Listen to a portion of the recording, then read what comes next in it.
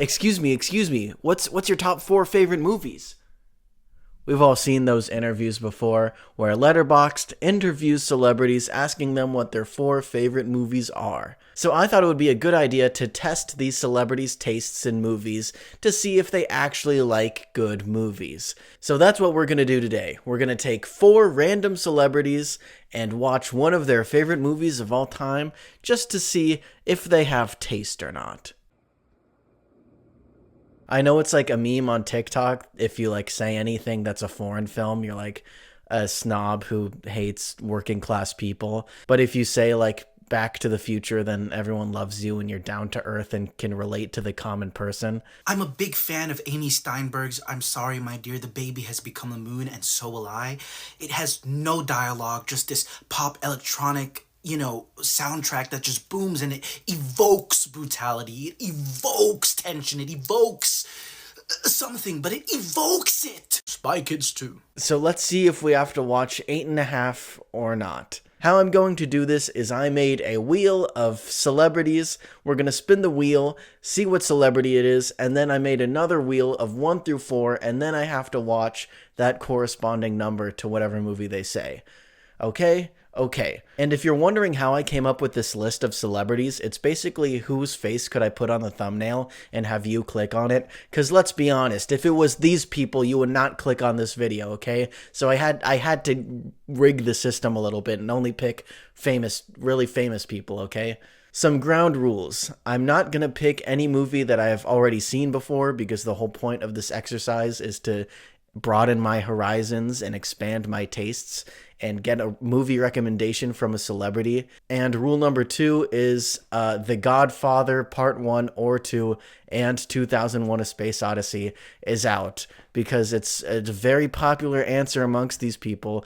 I personally have not yet seen them. Hold on, don't yell at me just yet. I'm waiting for them to come to a theater so I can watch these movies in theaters because I feel like that would be the appropriate experience for the first time. So I'm waiting for some indie theater near me to play 2001 and then I'll watch it, okay? It's not that I don't want to, okay? So any movie I've seen before is out. Godfather films are out. 2001 is out. Let's see what we get first. Spin that wheel! So I don't have any audio of the wheel spinning, so I had to get a random wheel spinning sound effect from the internet. So it doesn't match up with my wheel spinning. So sorry if that bothers you.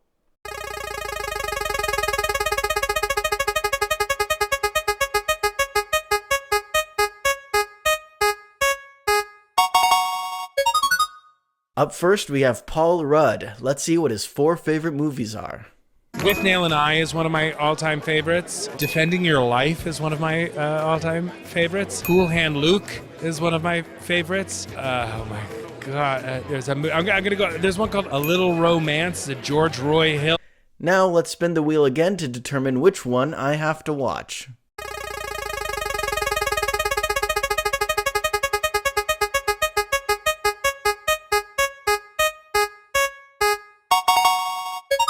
Number 2, which is Defending Your Life, a movie I have never heard of before, so let's take a watch. The first true story of what happens after you die. Where am I? Is this heaven? No, it isn't heaven. Is it hell? Actually, there is no hell. Although I hear Los Angeles is getting pretty close. Ugh! I'm back from watching the movie. Now it's time to talk about it. Defending Your Life came out in 1991 and was directed by Albert Brooks. It also stars Albert Brooks and Meryl Streep, and it's a rom-com. Here's the basic plot. Basically, Albert Brooks' character, he dies. He gets hit by a bus, which takes him to Judgment City, a place where dead people go to get judged on their character of the life they just lived, and from there it's determined whether they will move on or get sent back to Earth and be reincarnated as someone new. And while he's getting judged, he falls in love with Meryl Streep. And it looks like he's about to get sent back to Earth, but she's about to move on because she was a good person and he wasn't. I'm not a big rom-com person, but surprisingly, the romance is probably what worked best for me in this movie. The relationship between these two characters and watching them grow and him learn from her, like how to be a good person, that's great. Where it sort of lost me was kinda everything else. It's trying to do a balancing act that a lot of rom-coms do, where they want to have the romance plot, but then they want to have a completely other plot going on, which is this guy going to the judges and he has to relive his memories about how maybe he didn't make some good choices in life. And so we have one like personal, intimate character study plot and then a romance to the side. And it really honestly feels like the romance is put to the side until the end of the film, where they have to have the big climax where he runs after her. It's kind of like Groundhog's Day, where this guy is just stuck in this situation until he changes his behavior. But what is that behavior? Well, he's just scared. I guess they say you need to have no fear in order to move on and get to the next step, whether it be like heaven or whatever it is. So he's just scared. Whereas in Groundhog Day, Bill Murray's character was a complete jerk. He was rude and he learned to be a good person. But in this, it's just don't be afraid, I guess. But him and Meryl Streep were really cute and had good chemistry. There are a lot of good jokes about just being in the afterlife. And overall, it's a unique concept. A rom-com set once your characters die. That's cool. And I really appreciate the commitment of that these characters are just dead. They're not going to come back to life somehow. Even though they are like good people who died in accidents. It's like, nope, no reversing that. And it stays with those consequences. And it's just people in the afterlife falling in love, which is cute. Overall, coming from a guy who doesn't enjoy rom-coms, I'd say it's pretty solid. Thanks for the recommendation, Paul Rudd. Let's see who's next. Spin that wheel!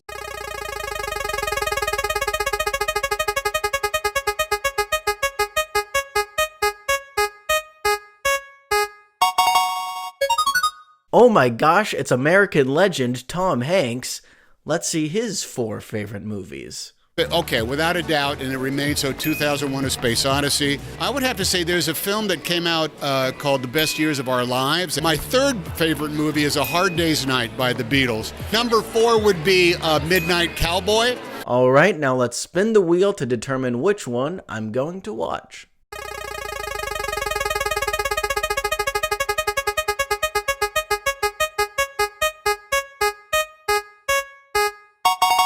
Looks like I'm watching number 3, A Hard Day's Night, the Beatles movie. Let's watch.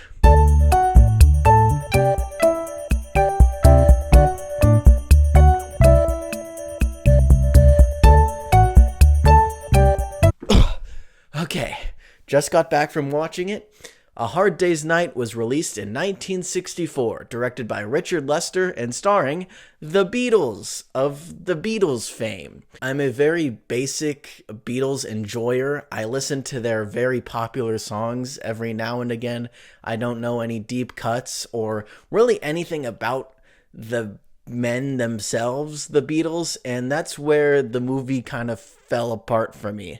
Because really, this movie is just a collection of the Beatles in funny scenarios. There really is no plot. It's sort of like a sketch show of just these guys going around doing funny things and having funny interactions with people, which is fine, but you're gonna get the most enjoyment out of this if you know the Beatles' like personalities, because I genuinely could not tell them apart. I gave up learning their names because they look so similar. Not only do they look the same, but they act the same way too.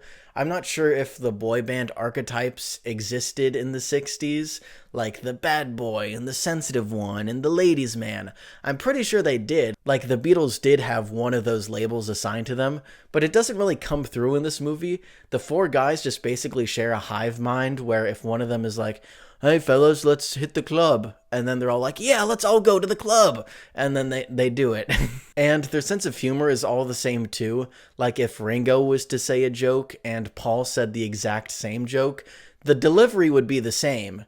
I get it, it's British and there's a lot of dry humor in this, lots of wordplay, which I did find funny. All that being said, I did laugh a few times. There are genuinely good jokes that it doesn't take a Beatles fan to laugh at. My favorite part in particular was this one interview scene where all four of them are getting interviewed by a bunch of different people, and it's rapid cutting back and forth between all of them, and they're giving different answers, but they're kind of giving the same answers, and it's just funny, okay? It's written very well, and the jokes were great. Tell me, how did you find America? Turn left to Greenland. And I know a lot of people love this movie, Tom Hanks included, but I think the just pure core of it comes down to if you know the Beatles and laughing along like, haha, it's the Beatles being funny.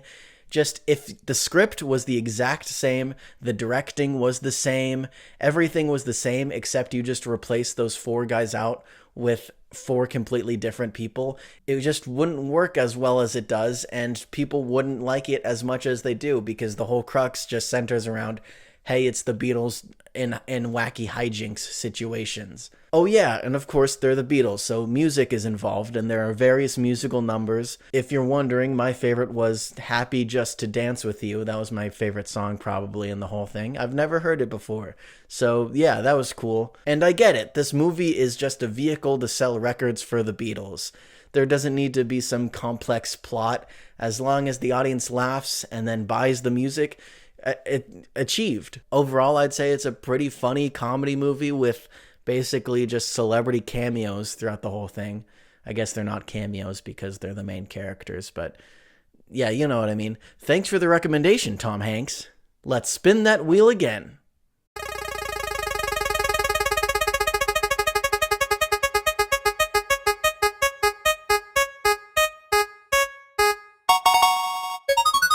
Oh my goodness, it's Academy Award winner Michelle Yeoh.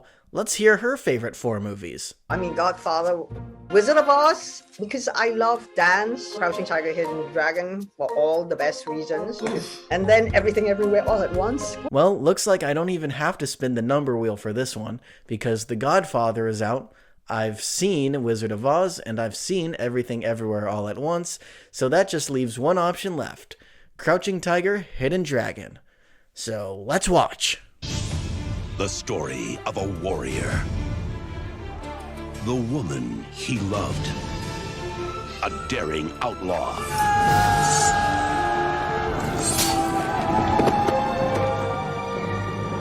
And a princess destined to become a warrior. Whoa! That was an action-packed movie, guys. Let's talk about it. Crouching Tiger, Hidden Dragon was released in the year 2000, directed by Ang Lee, starring Michelle Yeoh, which is honestly kind of cool that 2 of her 4 favorite movies include her as leading roles. Like, that's pretty badass, I will say. It's about 2 legendary fighters who are now transferring a sword to one of their friends, but the sword gets stolen and they have to get it back. I guess is the simplest way to break down the plot. The fights are by far the best part of this movie, which isn't even to say the acting or the storyline is bad. It's just the fights are so amazing, it overshadows everything else. What's special about the fight scenes is that it takes sort of a magical realism approach to things, where they float and fly and run on walls. It's very much like a folklore tale that if you were to tell someone about this great fighter, this is how you'd describe them, jumping all over the place, doing these really cool moves. I will say it does take like half a second for your brain to adjust because it's in like CinemaSins mode of, that doesn't obey the law of physics. Ding! I will say the one thing that didn't quite work for me is the pacing of the plot, because at the beginning in the first act, it's sort of this ensemble piece where we're learning about each character and their motives and their backstories and what they have going on. But in the second act, we really only focus on one character as she runs off and it becomes her story and she becomes the main character. She falls in love, and I feel like the romance there was slightly rushed, but then by the end, all the characters from Act 1 come back. Amazing fight scenes ensue, and it was great. And I agree with what Michelle Yeoh said in her interview, that this movie is really important for Americans to experience a different culture, a different kind of movie, which I really enjoyed. So thank you, Michelle Yeoh, for expanding my horizons into international cinema. And not that they weren't already in internationals. It's not like this is the first international movie I've seen, okay? But at least I'm glad we got one on the list, okay? Let's spin the wheel one last time to see who will finish out our 4 movies. Spin it.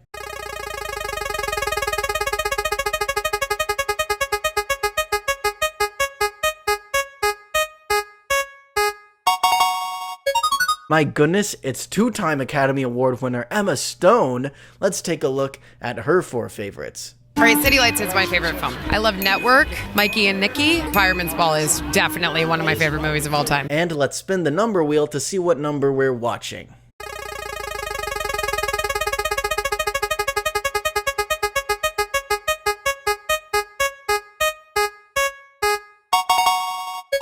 Number 1. Looks like we're watching Charlie Chaplin's City Lights.